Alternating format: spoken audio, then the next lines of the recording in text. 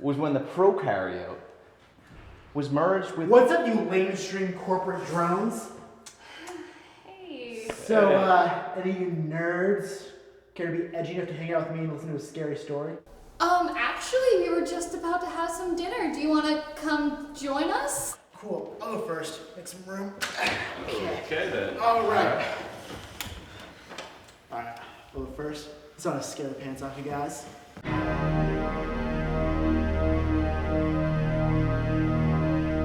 So this one time, me and 4 of my roommates, we were a little low on rent. So we decided to take in a new roommate so that we'd be able to pay the rent. Eventually we did settle on someone. His name was Victor. He was a medical student. First, Victor seemed pretty normal, but then things started to get weird. At first, Victor was leaving in the middle of the night. We didn't know where he was. Victor stopped talking to us. Then, to make things worse, our upstairs neighbor went missing. And then after that, about a week later, our neighbor down the hall went missing. Whenever we tried talking to Victor about this, all he would say is, "I have to work on my experiments right now." But then one day, my friend Andrew and I, we were eating breakfast. Noticed that Victor left his sweater on the kitchen chair. So we went through his pockets, and we found a note with an address. So together, the 5 of us piled into a car. We ended up driving about an hour into the middle of nowhere in an unmarked road. We had to figure out where Victor was hiding. So when we finally got up, and we opened the door, and there it was. Blood covered on the floor. And to make things worse, there were severed limbs everywhere. And just as we were about to leave, he was standing in the door with none other than Victor. All he could do was stare at us and say, "Good, now I have more experiments to work on."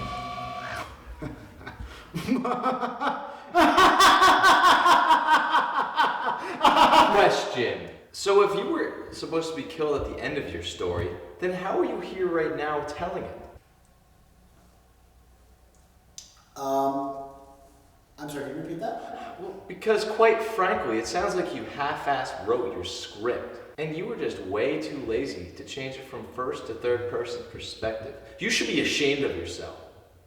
Yeah, and on top of that, there were how many of you? What, 4 or 5? The number doesn't really matter. But the point is, you really could have overpowered this guy. There was only one. And you didn't do anything, you didn't grab a phone, you didn't call the police, nothing. Okay, well those are 2 opinions, but why don't we open to the rest of the floor? Discussion. Have some positive feedback going. Come on, you know. Okay, can we talk about the serial killer for a second? Why is his most effective way of murdering people taking them an hour away from where he lives to an abandoned warehouse and then killing them? You implied there was some distance between the apartment you all shared and the warehouse, yet he showed up like 5 minutes after you arrived. He was pretty brutal. I mean, what's your point?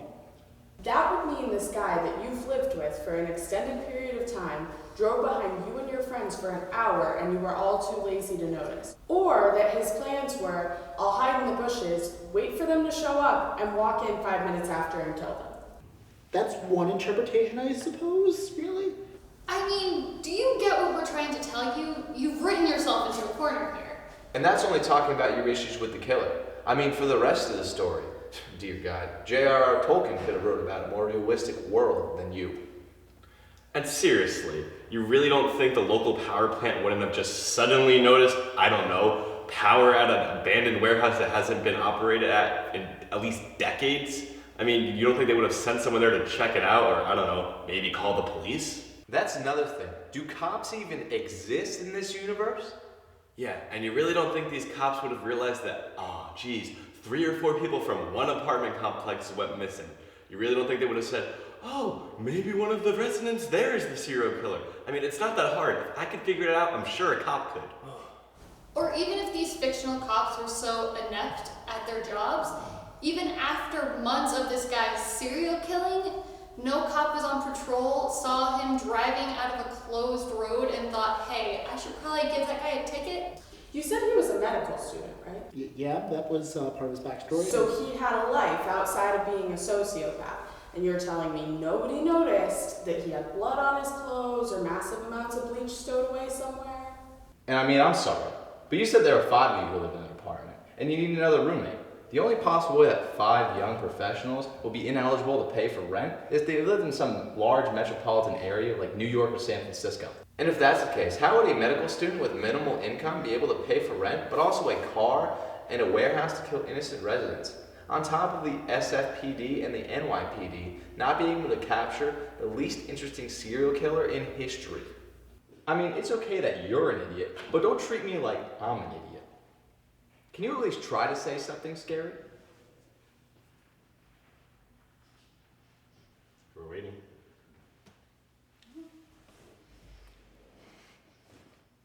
So this one time, I went to a yard sale, and there was this creepy old guy, and he gave me a copy of Diddy Kong Racing that said Death Edition, and it was really creepy.